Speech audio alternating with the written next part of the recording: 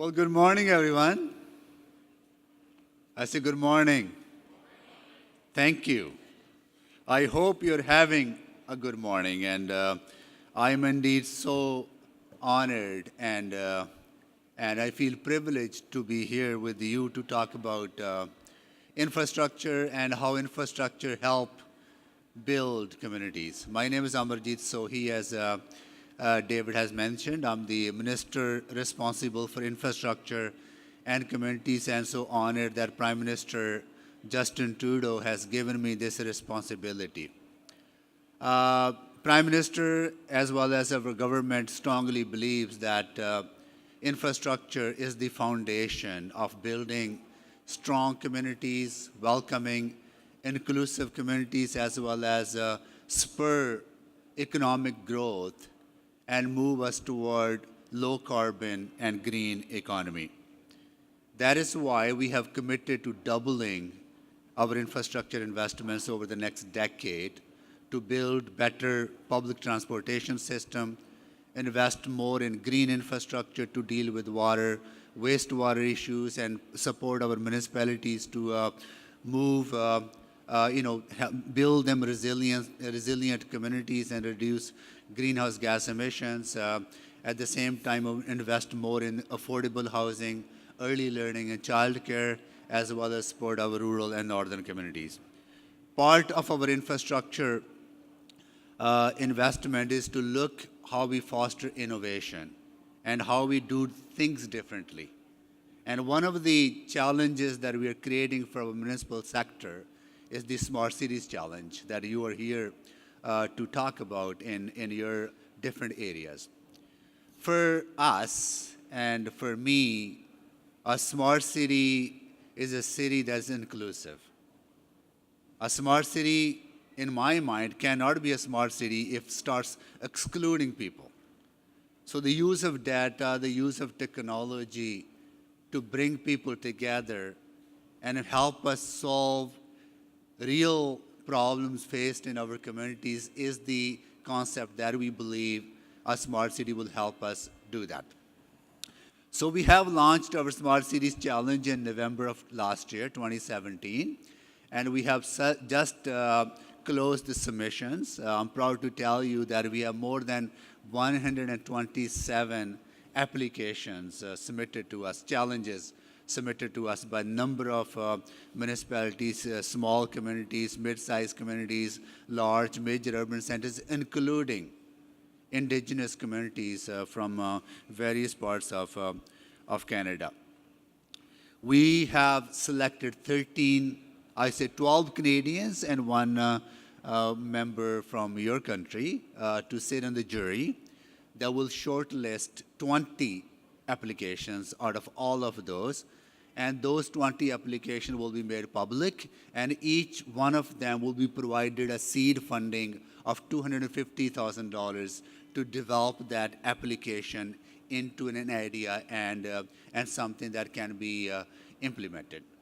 And from those, there'll be a number of applications shortlisted, and the highest prize an applicant can win is $50 million to implement the idea. Then there are two different prizes for small communities of $10 million and a prize of $5 million for really small communities. We are very excited about this challenge because we believe that by giving our communities the ability to be bold and innovative and challenge and give them enough resources that they will think outside the box to find innovative and creative solutions. So that's one area that we're fostering innovation. And very briefly, before we get into our Q&A, another creative idea I want to talk about is the creation of the Canada Infrastructure Bank, which is to mobilize private capital to build more infrastructure that otherwise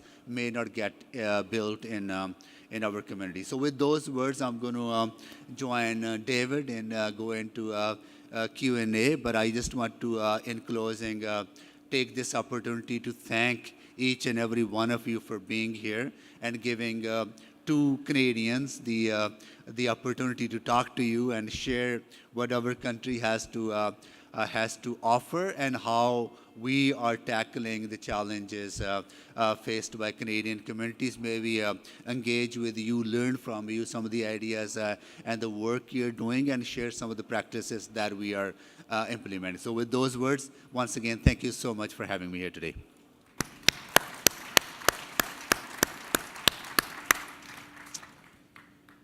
Thanks very much, Minister, for your remarks and for the government's very creative and interesting leadership on these issues.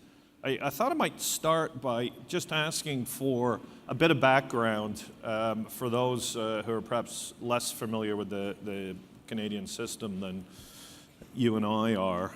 You've just mentioned two very significant projects, an infrastructure challenge for cities and communities, and a doubling of infrastructure spending, including the creation of an infrastructure bank.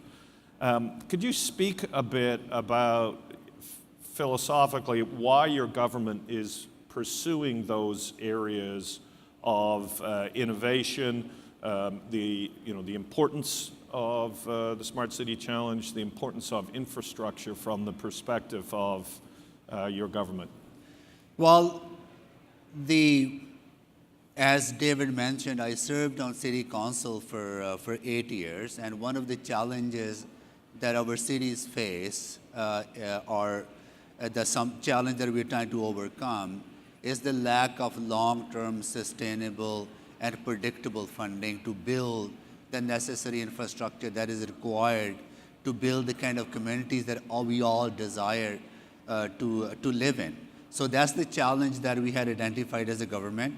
That is why we are putting forward this very ambitious infrastructure plan to deal with the deficit that has existed in Canadian community. A deficit that is actually hindering our ability to compete, our ability to grow our economy, and also the lack of opportunities that people can partake in because they don't have the necessary infrastructure. Let me share a story with you, experience that I had that really demonstrates why effective infrastructure investments into social infrastructure help transform individuals and unlock people's potential.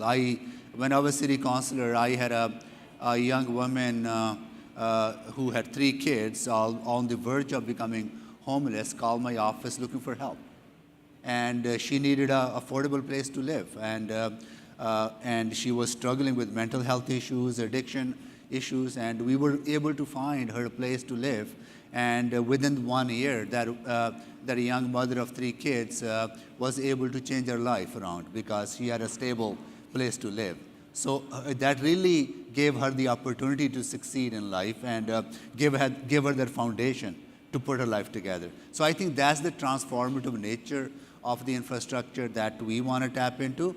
And that's why we believe that investing in infrastructure is really important for us to create the kind of communities that we feel that are necessary for our people to succeed. So in that context, can you talk a little bit more about the infrastructure bank? I think that's probably a new idea for most of the people here. How will it work?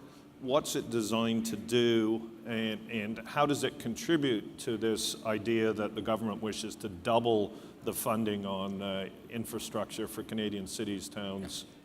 So one thing that we have realized, that despite us doubling our investments in infrastructure, there will still remain a large infrastructure deficit.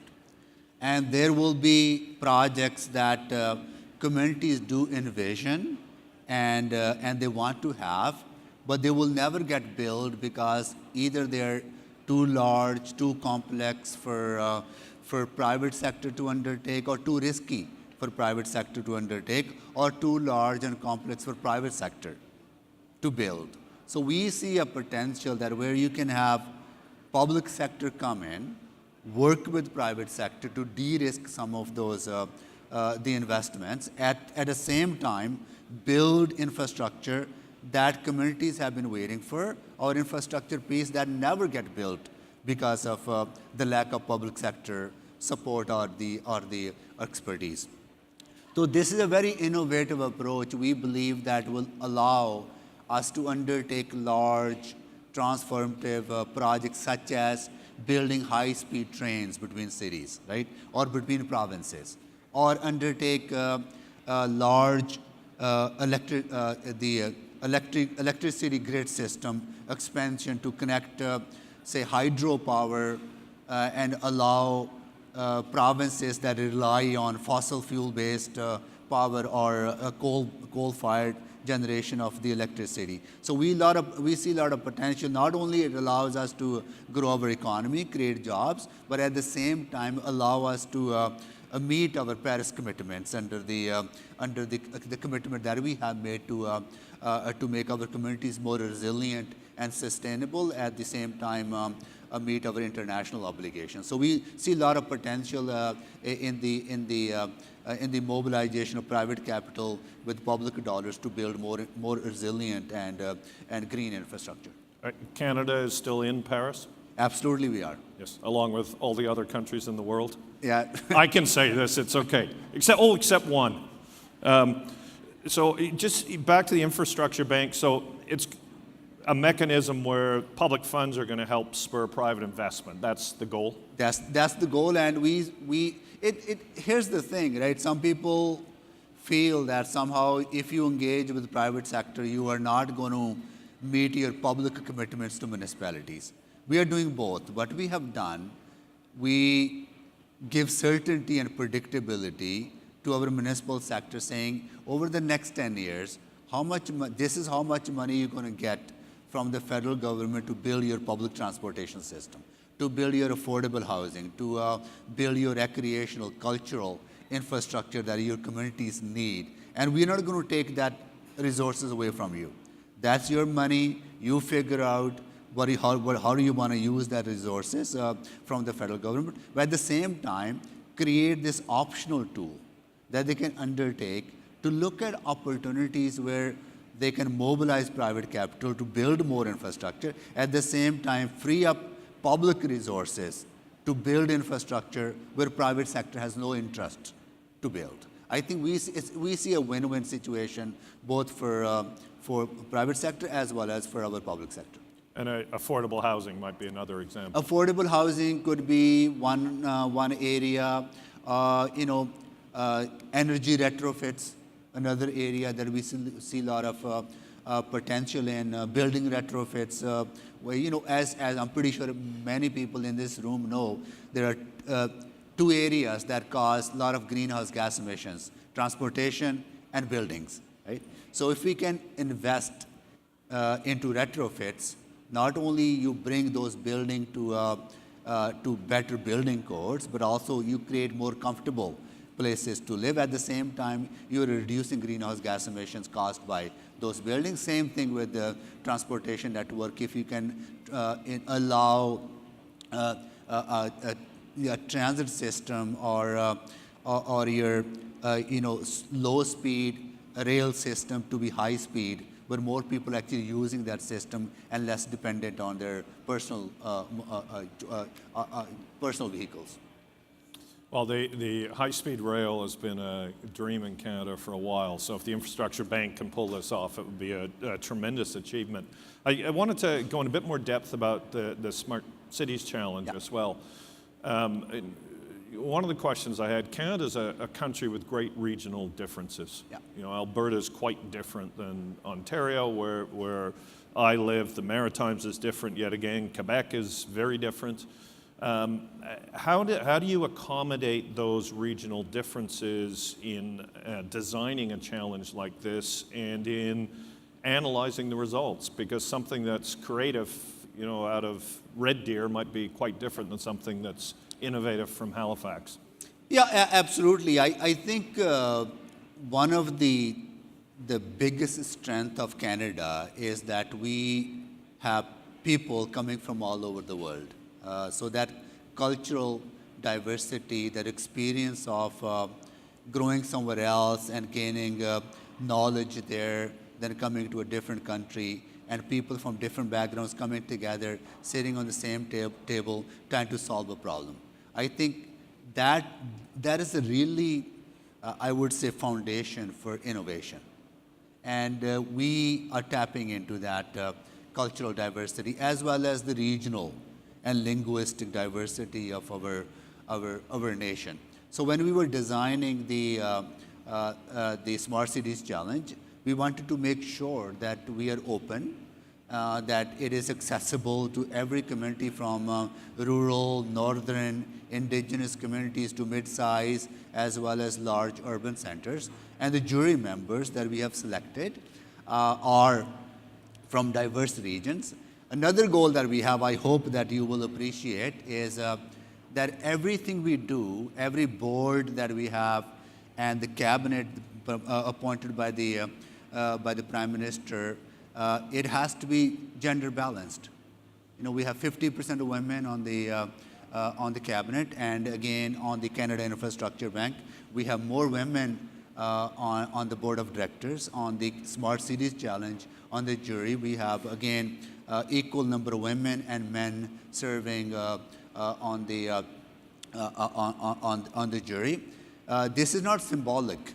This is about tapping into the potential and the untapped potential, I would say, when you bring people from diverse experiences, diverse backgrounds together to really look at how you can foster creativity and innovative ideas. And we are really, really excited about not only the kind of application we are getting, but all kind of the people that we have been able to attract to judge those applications.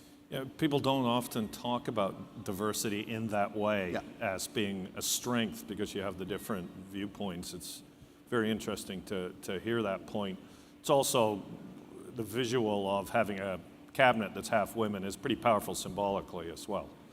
Absolutely. You know, I come from somewhere else, and I'm so honored that I had the opportunity to be a Canadian, that I have the opportunity to contribute to Canada, at the same time build my own personal life and my family's life. You know, sometimes people try to make innovation to be very elitist thing. In my mind, innovation is something that has been happening from the ever since humanity, or ever since the for centuries and centuries. Innovation is very simple. It's different way of looking at problems and try to find solutions that are that may not fit in a stereotypical typical fashion. So it's all about tapping into people's indigenous knowledge, into their cultural experiences, into their individual experience, and just trying to bring people together to talk about different areas and have that dialogue that allows us to think creativity and different solutions that to the problems we can apply. Building on that, I'm sure you can't yet talk about specific applications to the Smart Cities Challenge, but do you have any thoughts about the role of innovative technologies in that challenge? Any themes that maybe you've seen early days from the applications of creative ways to use technologies to achieve environmental, economic, and social goals in Canadian cities? About 130 applications that we have received so far. The challenges vary, so are the solutions. There are people trying to tackle services to seniors, right? People are trying to tackle, youth homicide or suicides among indigenous young people, and there are communities who are trying to tackle the issue of health services or environmental sustainability. I firmly believe that this will allow us to be creative in a way that that people will look at a social issue, and they look at data that is available, and they look at the technology that is available, and think about, okay, how we can harness all these things to solve these problems that are real world problems that aren't going to go away. Let me use an example. In my city of Edmonton, When I was in city council, one of the challenges that we had was on our public transportation system, identifying where the crime happens, right? And then responding to that crime. So what we did, we looked at the data where the crime was happening, then we developed a rapid response time, a response to that by using that data and deploying technology to send officers to those crime scenes. I think there's a lot of potential that we can tap into. It'd be very interesting to see. I think the applications themselves will be educational for the kind of people who attend this sort of conference, just to see what cities are thinking. I know in Columbus, Ohio, who Yes. want to challenge that the thinking was around social needs Yep. of, I believe, pregnant women, and using data to help them more easily access the Connect services with they the need. transportation, yeah. So what we're going to do, we're going to make all the applications public. You can view them and share them and maybe participate in some of those cities who are looking for as they advance the applications. Another thing that we will do once we have selected whoever the winner is going to be, we're going to compile everything together and make it available for anyone to, because we want to make sure that whatever ideas that are supported, whatever application, this is replicable, that other municipalities can follow and try to use that idea to solve their own problems. I think we want to make it as open, as accessible for public to see and others to implement. So there might be a role in that from the learnings for private sector, for small, new, innovative companies to meet some of those needs that have been identified by the cities and towns. One of the things that we expect our partners, whoever are the applicants who have submitted these applications, is that it has to be a community-driven solution. You can't have just municipalities saying, this is the problem, this is how we're going to use data and technology, and this is how we're going to solve this problem. It has to be, you got to involve your nonprofit sector, you got to involve your institutions, post-secondary institutions, the civil society, your, the private sector, and it has to be driven by the community. And the solution has to be comprehensive enough and measurable enough that you can actually demonstrate that, okay, by having this challenge, having this solution, this is what you're going to achieve. So you need to demonstrate results in order to be successful to win one of the prizes. And are you finding, generally speaking, support from the cities and towns and the provinces? Provincial governments are very powerful in the Canadian context on the infrastructure strategy, on the smart cities, on the... Overall, we are very pleased about the results and the engagement that we have been able to engage with our provinces to get them on board for Smart City Challenge, as well as the relationship. What we are trying to do is transformational. When you're trying to move away from ad hoc, one-off relationship to more sustainable relationship and sustainable approach to building the infrastructure that is necessary, I think it takes time. But once you put it in place, it's really, then you start seeing the results. So I'm very pleased how municipalities are responding to our request. At the same time, how provinces are cooperative and working with us to make sure that we are respectful of their rights, obviously, but at the same time, we are being innovative and creative in providing the necessary support that our municipalities need. Well, they have sharp elbows if you're not respectful of their rights. Absolutely. Well, Minister Sohi, doubling the infrastructure funding over 10 years, with certainty over 10 years, innovatively creating an infrastructure bank to involve the private sector, and a smart cities challenge to drive innovation.